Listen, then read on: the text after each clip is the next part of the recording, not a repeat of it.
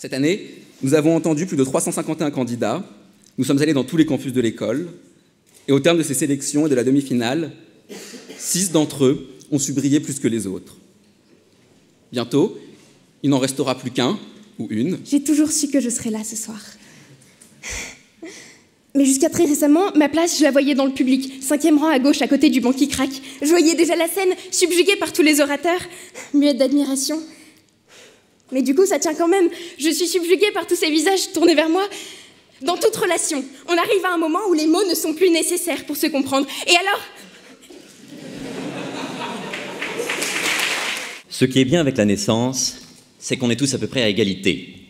En gros 50 cm, tout fripé et très brillant. Bon, heureusement, l'égalité, ça vient 2 minutes, mais après, tout s'arrange. Certains deviennent grands, intelligents et connus, alors que d'autres restent petits, bêtes et ignorés. Il faut reconnaître que c'est très difficile de bien être et de se distinguer dès le début, d'arriver avec panache et grandeur. Déjà, en général, on commence par pleurer, par geindre. Très français, ça. Amis des belles lettres et des beaux mots, bonsoir. Ce soir, c'est de culture dont nous allons parler, mais pas de n'importe laquelle, de la grande culture, de la vraie, de la culture avec un grand C, celle qui nous définit et nous transcende, et en même temps nous fait sentir au plus profond de nous-mêmes notre vibrante humanité.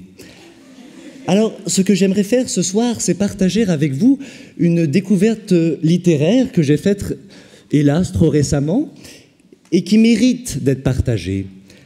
Un roman dont le style, tutoyant fréquemment les plus hautes cimes du lyrisme romantique, errant sans vergogne dans les contrées virginales de la prose poétique, a de quoi surprendre le lecteur profane. J'aimerais ce soir vous en lire un court extrait.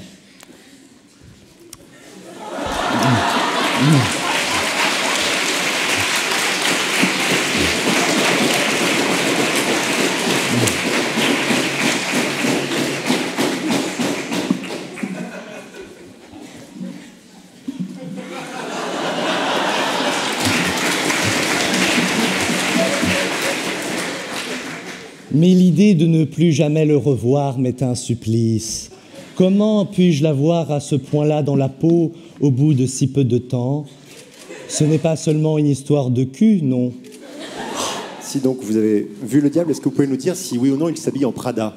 Effectivement, il s'habille en Prada, mais pour une question de goût, une question de style, je lui ai conseillé de s'habiller en Célia.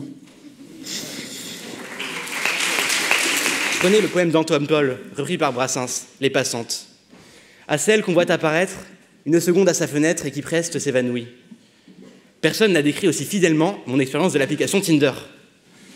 Charles Baudelaire arrive lui parfaitement à expliquer pourquoi je n'ai pas validé mon e-learning d'anglais le semestre dernier.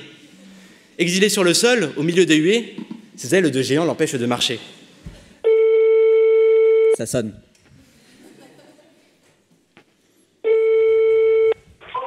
Allô, je t'ouvre la porte.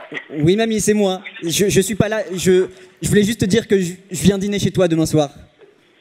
D'accord, sans problème. Je t'attends. Donc tu viens pas maintenant? Non, je viens pas maintenant. Je suis avec Nelson Montfort, mamie. Tu veux lui dire quelque chose? À qui? Nelson Montfort.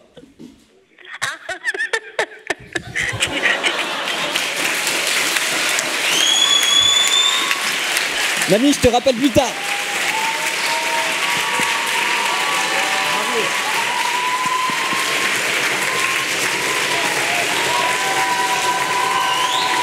Mesdames et messieurs, pour clôturer cette soirée, je vais appeler à me rejoindre Madame Aurélie Filippetti, présidente du jury.